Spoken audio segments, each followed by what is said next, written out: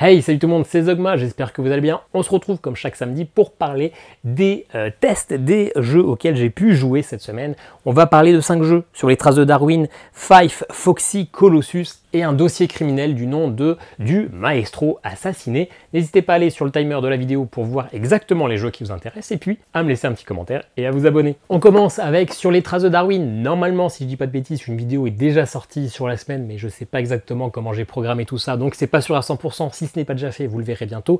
Sur les traces de Darwin, un jeu fait édité par Sorry We're French de Grégory Grard, Mathieu Verdier et illustré par Maud Briand et David Sidbon. C'est un jeu très familial, c'est un jeu de récupération de tuiles et de collection dans lequel vous allez suivre les aventures de Charles Darwin, ou plutôt vous allez être le futur de Charles Darwin, les gens qui vont achever sa quête, et vous allez récupérer, explorer, découvrir différentes espèces pour remplir votre carnet de naturaliste et faire des points.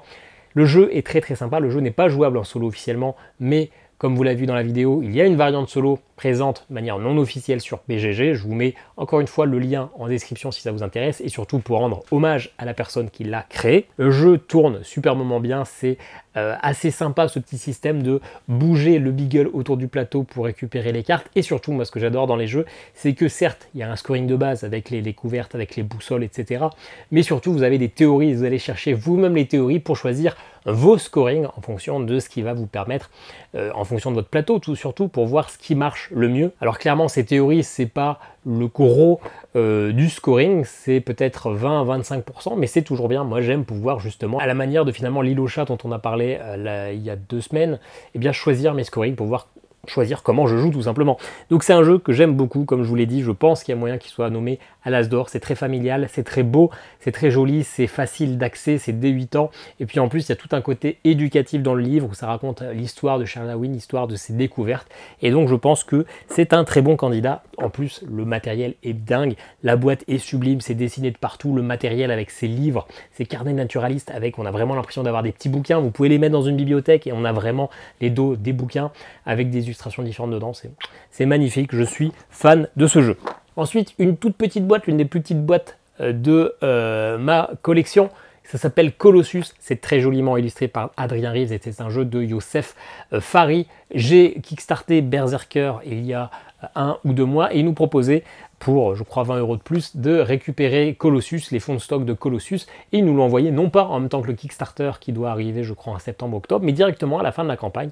Donc j'ai pu récupérer Colossus et j'ai pu essayer. Colossus, c'est très sympa. Apparemment, moi, c'est mon premier jeu de Youssef Fari, mais il y a toute une histoire où globalement, c'est toujours le même héros qui s'appelle je ne sais plus comment, et là, à la manière d'un Shadow of the Colossus, si vous connaissez le jeu sur PS2 et PS3 et PS4, parce qu'il est sorti partout, eh bien, vous allez grimper sur la tête de Titan, de Colosse même plutôt, pour aller les tuer. Bah là c'est ça, vous allez essayer de rester accroché au Colosse, de récupérer de plus en plus de puissance jusqu'à pouvoir porter le coup final et tuer le Colosse. C'est un jeu uniquement solo et c'est un jeu qui fait très penser à des petits jeux, des matchs 3, etc. avec finalement des combos et des associations d'images.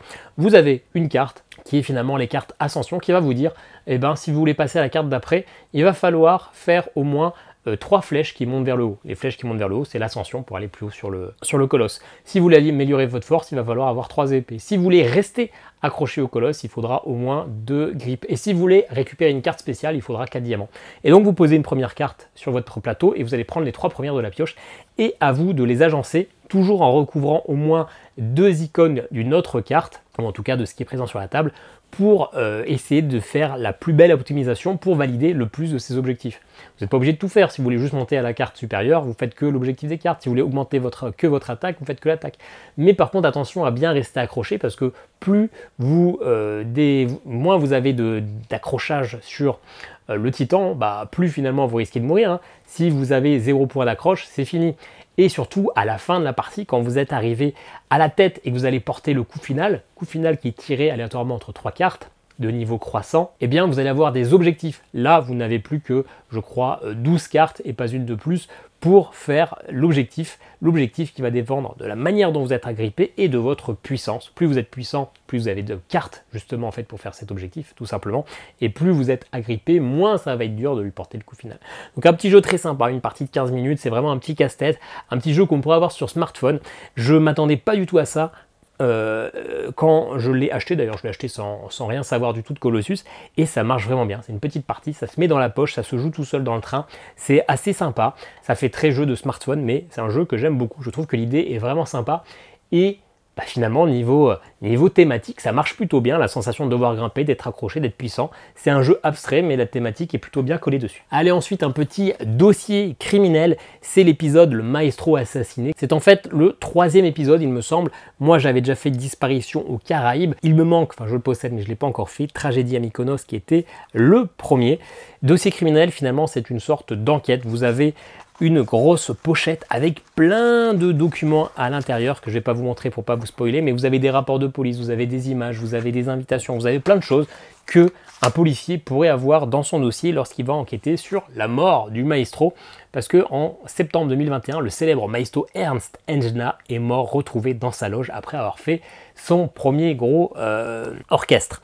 Et donc à vous d'enquêter. Alors ça, moi je l'ai reçu de la part de l'éditeur, il m'avait contacté pour Disparition aux Caraïbes et j'avais fait un retour plutôt satisfait, ça m'avait plutôt plu. Du coup ils m'ont proposé de m'envoyer les 2 autres enquêtes, ce qui est fait, que j'ai reçu il y a un mois et il y a 2 semaines en même temps que Focus, c'est ce que j'ai fait avec ma compagne. D'ailleurs on s'était surtout pris la journée sans la petite pour jouer à ça, parce qu'une enquête c'est 2 heures en moyenne, donc 2 heures il faut pouvoir les avoir tranquillement.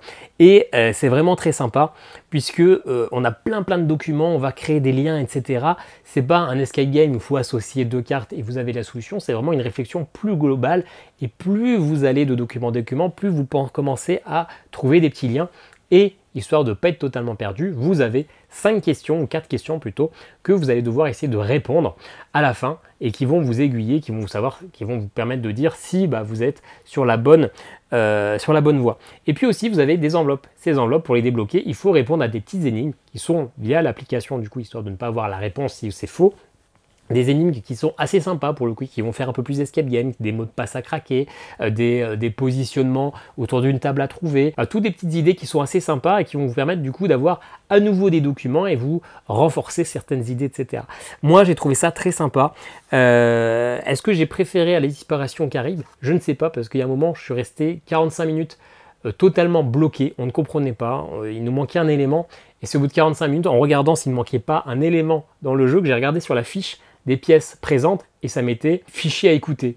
Et là, je me suis dit que sur l'application, j'étais resté bloqué sur les enveloppes à ouvrir, mais si je revenais en arrière, il y avait des pièces à conviction qui étaient sur l'application, et en gros, des fichiers audio à écouter qui donnaient finalement la solution, le petit truc qui nous manquait. Et on a mis 45 minutes avant de se rendre compte de ça, donc finalement, ça nous a sorti un petit peu de l'enquête, et c'est un petit peu décevant, mais ça, c'est de notre faute, parce qu'en plus, dans la première enquête qu'on avait déjà fait, il y avait déjà ces choses sur l'application qu'on avait utilisées, qu'on avait vues, donc là, c'est uniquement de ma faute. Ça m'a sorti un petit peu de l'enquête, et j'étais un peu frustré, du coup, ça nous a pris 2h40, alors qu'on a passé vraiment 45-50 minutes en bloquant. Donc, sinon, le timing était respecté.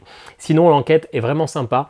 Peut-être un petit peu moins perché que celle à la Disparition aux Caraïbes, où, alors c'est pas que c'était perché, mais ça semblait un petit peu bizarre, et alors pas irréaliste, mais plus compliqué à comprendre. Là, vous n'avez absolument pas la bonne réponse dès que vous commencez. Vous commencez à partir dans plein d'endroits, dans plein de suspicions différentes. Mais finalement, une fois que tout s'est regroupé, c'est assez clair et c'est plutôt compréhensible. Donc moi, j'aime beaucoup. Il n'y a que 3 dossiers criminels pour l'instant. Je n'ai toujours pas fait donc Tragédie à Mykonos, mais je suis pressé d'avoir un petit dimanche avec ma compagne pour pouvoir y jouer.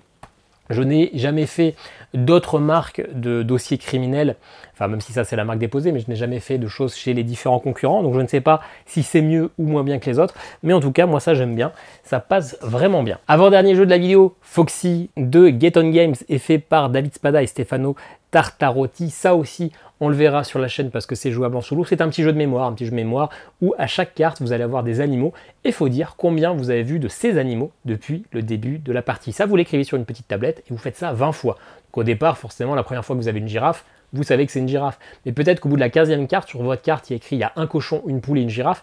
Il faut vous rappeler combien vous avez vu de tout ça. Il ne faut pas écrire 3 cochons, 3 lapins et une girafe. Il faut faire la somme de tous ces trucs que vous avez déjà vus, ce qui fait que le jeu devient un petit peu compliqué sur les dernières.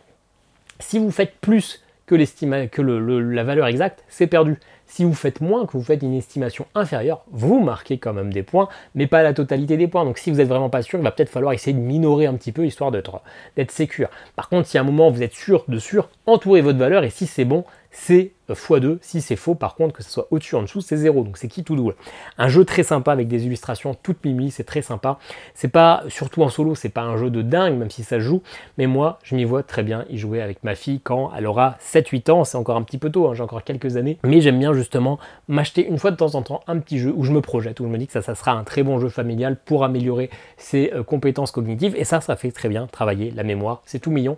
Je vous invite à attendre la vidéo sur la chaîne qui aura lieu, qui sera présente la semaine prochaine, mardi ou jeudi, je ne sais pas, ou peut-être même demain, en fonction du nombre de vidéos que j'ai pu préparer. Et puis le dernier jeu, c'est Five de Pegasus Spiel. Alors c'est sorti en français, mais ça je l'ai récupéré pendant les soldes sur Philibert. C'est une version du coup anglaise. Mais finalement, le jeu se joue très bien en anglais, puisqu'il n'y a aucun texte sur les tuiles. Et il y a une règle, mais la règle est très simple. Et donc c'est un jeu de coche et illustré par Lucas Sigmon. Et c'est un jeu de collection. Vous avez une grille, et dans cette grille, vous allez devoir poser des jetons qui vont de 1 à 5. Des jetons de 5 couleurs différentes et de 5 dessins différents, tortues, algues, etc. On est à la mer, c'est très Hawaï, etc. Tout ça, c'est mélangé dans un petit sachet. Et dans ce sachet, vous allez prendre un jeton tiré aléatoirement que vous allez poser sur votre plateau. Sauf que vous commencez déjà avec un autre jeton, donc vous aurez finalement toujours le choix entre deux. Et vous allez le placer sur votre plateau comme vous voulez. Il n'y a aucune obligation, vous les mettez comme vous voulez. Sauf que pour l'instant, vous n'avez aucun moyen de scorer. Les scorings, c'est vous qui allez les mettre en place tour après tour en fonction de finalement ce que vous avez posé. Vous avez peut-être essayé de faire des lignes avec uniquement les mêmes valeurs, des lignes avec que la même couleur, des lignes avec une alternance bien particulière. Et ça, c'est à vous de choisir. Bien sûr, vous n'arriverez pas à faire tous les scorings que vous allez poser. Tôt ou tard, il va falloir décider d'en abandonner certains, et c'est un petit côté du coup toujours un peu crève-cœur d'abandonner le scoring à 12 points pour finalement faire un scoring à 7 points parce que vous savez que celui-là vous allez le faire. Donc il y a pas mal de micro-dilemmes, ça passe bien, c'est fluide, c'est joli, c'est pas une révélation de fou, mais encore une fois, comme je vous l'ai dit, avec les traces de Darwin, et j'aime bien moi choisir mes scorings, c'est un truc que j'aime bien. Le jeu est jouable de 2 à 4 joueurs, de 2 à 5 joueurs, il n'est pas jouable en solo, mais encore une fois, il y a une petite variante solo qu'on peut trouver sur BGG, que je vous mets encore une fois en description. C'est ultra simple, c'est exactement la même chose qu'une partie solo, qu'une partie duo, puisque vous allez retirer des jetons du sac pour les mettre à côté, qui ne serviront à rien, mais juste pour vous en retirer. Et puis l'automa, le joueur artificiel, va récupérer des scorings petit à petit, histoire de vous empêcher de les avoir, tirés totalement aléatoirement, mais pour simuler un autre joueur. Donc c'est un jeu que j'aime beaucoup, la boîte est bien grosse, mais les petites tuiles, les petits trucs en carton sont quand même assez gros. Il y a du double couche pour pas bouger les petits jetons, donc finalement ça fait que le jeu est probablement un peu cher pour ce qu'il est. C'est pour ça que moi je l'ai acheté que en solde, parce que je crois que c'était 45 € et c'est un petit peu cher pour ce genre de jeu, mais en solde, je l'avais eu à 20 balles, donc c'était très bien. Un jeu qui va très bien avec l'été, c'est le bon moment pour y jouer, parce que je l'avais récupéré au mois de décembre, et mois de décembre, janvier plutôt, puisque c'est les soldes, jouer à Hawaï, c'était pas trop l'ambiance. Voilà, vidéo faite en 15 minutes, beaucoup plus rapide que d'habitude pour parler de ces 5 jeux, un petit peu de tout, un petit peu varié, en tout cas que des jeux très familiaux. Je vérifie, ouais, j'ai pas fait de gros jeux cette semaine, mais comme je vous l'ai dit la semaine dernière, je suis pas mal fatigué, donc ça me va bien de faire des jeux un peu brainless, c'est tout à fait ma came en ce moment, et puis quand on sera un peu plus reposé, on se remettra sur des gros jeux. Voilà, n'hésitez pas à me dire en commentaire ce que vous pensez de ces jeux, n'hésitez pas à vous abonner, n'hésitez pas à me dire ce à quoi vous avez joué cette semaine. À très bientôt.